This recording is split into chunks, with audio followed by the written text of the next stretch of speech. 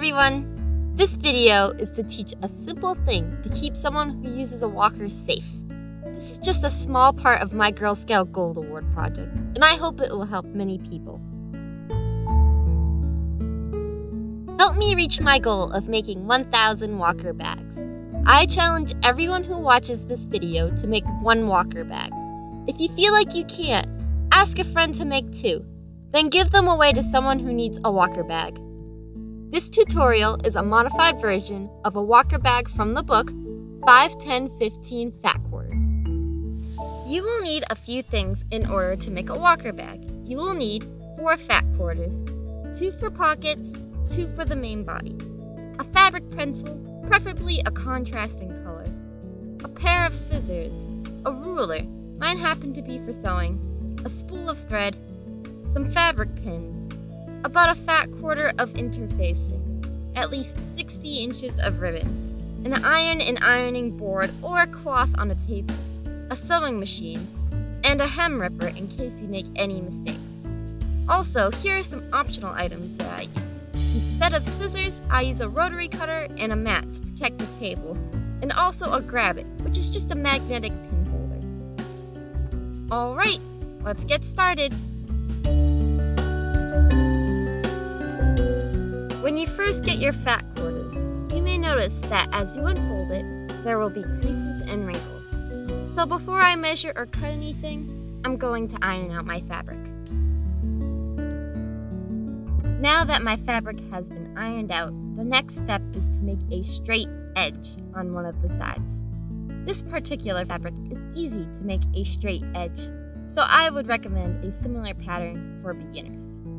As you can see, the circle pattern on this fabric goes in a straight line, so just line up the ruler against this line of circles. Then if you're using scissors, you will take a fabric pencil and draw a straight line with the ruler. Then take your scissors and carefully cut along the line you have drawn. If you're using a rotary cutter, remove the blade guard and cut a straight line by putting the rotary cutter up against the ruler. Here is an example of a fabric that is more difficult to create a straight edge. The best way to do this would be to guess where the straight edge will be and to base the other 3 sides on that first cut you make. The next step is to cut the fabric to the desired size. You will need to take your ruler and line up the bottom with the straight edge that you have made to ensure that the piece will be perfectly square. Then take your rotary cutter and cut the fabric. If you are using scissors, use the same method used to create a straight edge. I'm making this piece of fabric into one of the 2 body parts in order to make the walker bag. The dimensions of the body are 20 by 17 inches. You will do this on a total of 2 fat quarters.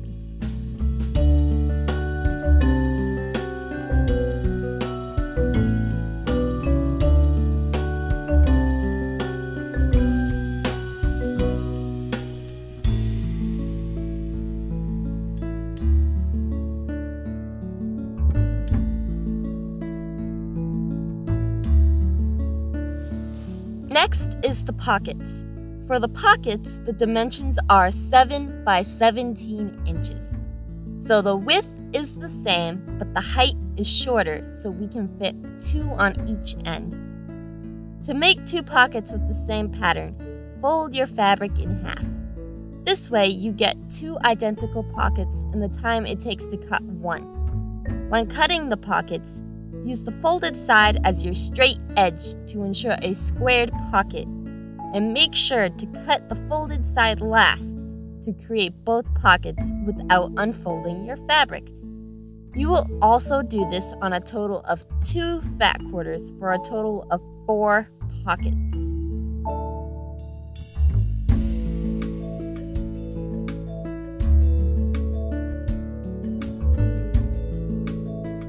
Now we are going to bring our pockets to the iron. You are going to fold your fabric about 1/2 inch and iron the fold all the way down, trying to keep the fold as straight as possible while making the crease. Then we are going to fold it again over the previous fold making it about a 1/2 inch fold as well. Fold it down and iron the fabric, keeping the fold as straight as possible.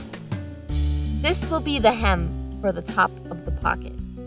So, if you unfold it like this, you are going to fold it over once, then fold it over one more time. This keeps the top of the pocket from fraying over time. To complete the hem on the pocket, you are going to sew a straight line as close to the folded edge on the inside of the pocket. Start the needle in the fabric and keep sewing until you sew off the end. Once you have finished, lift the needle up and cut the thread. I am using a contrasting color, but you can use a complementary color as well.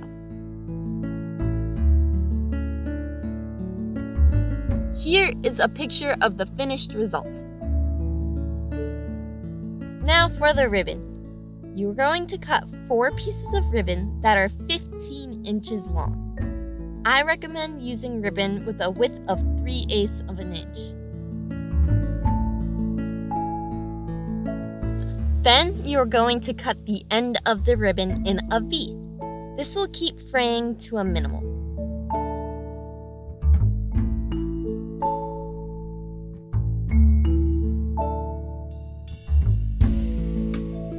The next step is to add interfacing to one of the body pieces. The interfacing should only be slightly smaller than the body, so none of it sticks out when ironing. Take the iron and slowly go over the two. The purpose of the interfacing gives the bag a slight stiffness to it.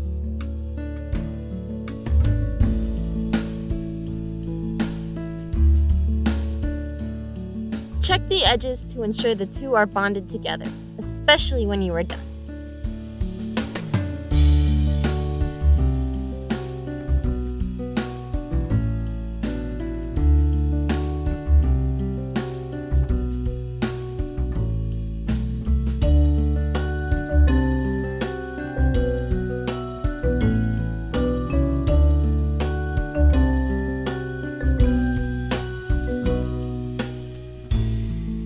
To pin it all together, take the body piece with the interfacing and place the 2 pockets that go with that body piece on the 2 ends with the hems facing each other and the pattern facing up.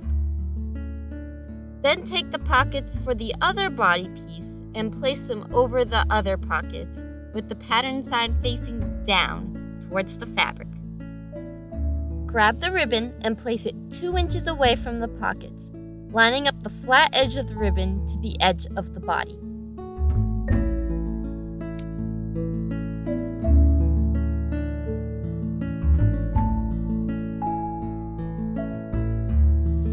Pin the ribbons to the body.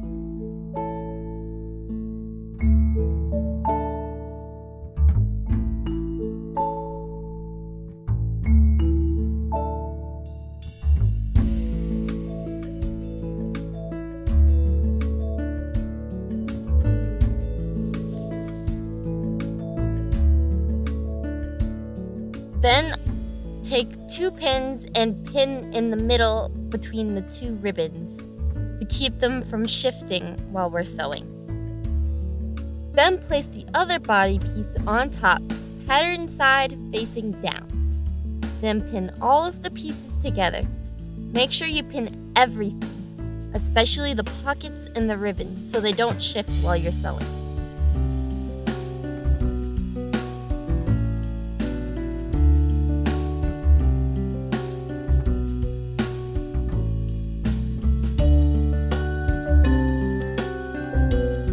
When sewing, make sure to leave a gap on one side big enough to fit your hand into. Start just after this gap.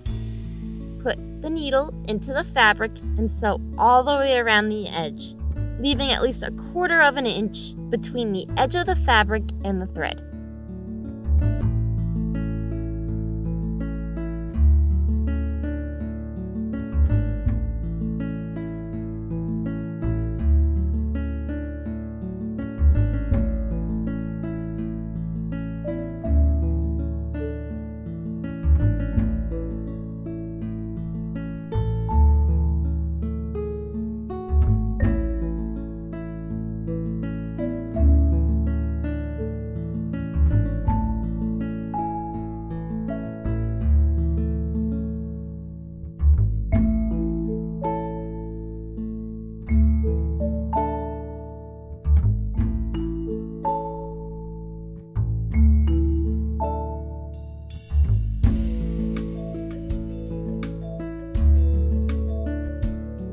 Stop before the section you have made to fit your hand. Lift up the needle and cut the thread.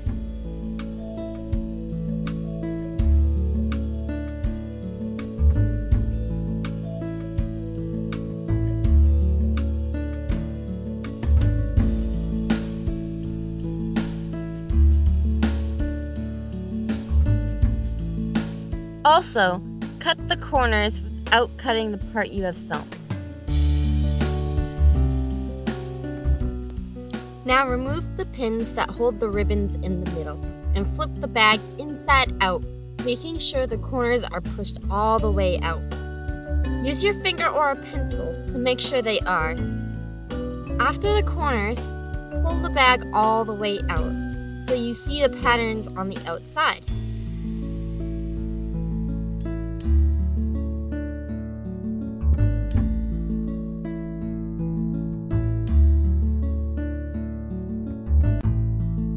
Check the corners again to make sure they are all the way out. Sometimes one of the pockets seam inside out, but it needs to simply be folded back to the other side.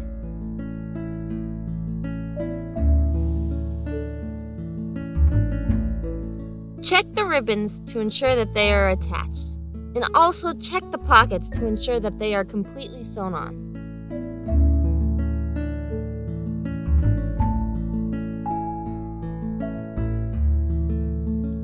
Fold the raw edges of the gap inside the bag with an iron, so it looks just like the rest of the bag that has already been sewn.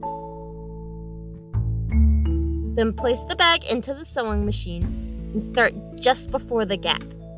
Put the needle into the fabric and sew all the way around the end, but this time with 1/8 of an inch between the edge of the fabric and the thread.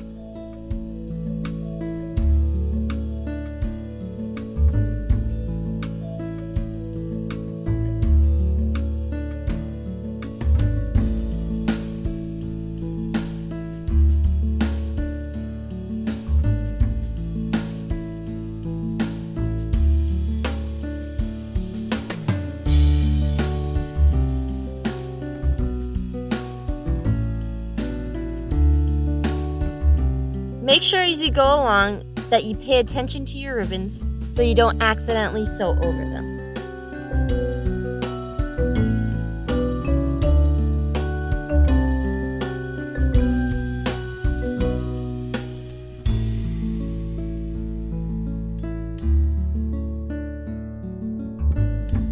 Once you have made it all the way around, lift up the needle and cut the threads.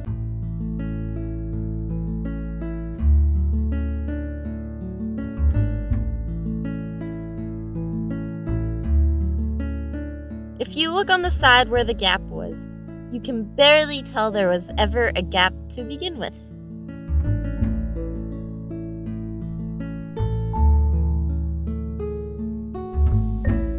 The final step is to sew a straight line up the middle of the pockets to split them into two. Take a ruler and a fabric pencil to find the center of the pocket. Then line up the ruler with the edge of the pocket and draw a straight line across it. Do this for all 4 pockets.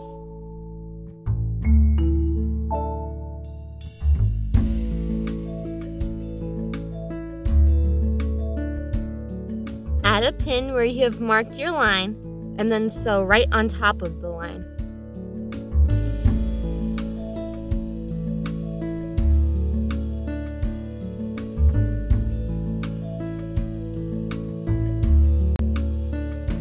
Just before you get to the end, go back and forth a couple of times to ensure the pocket will not rip apart. Then lift up the needle and cut the thread.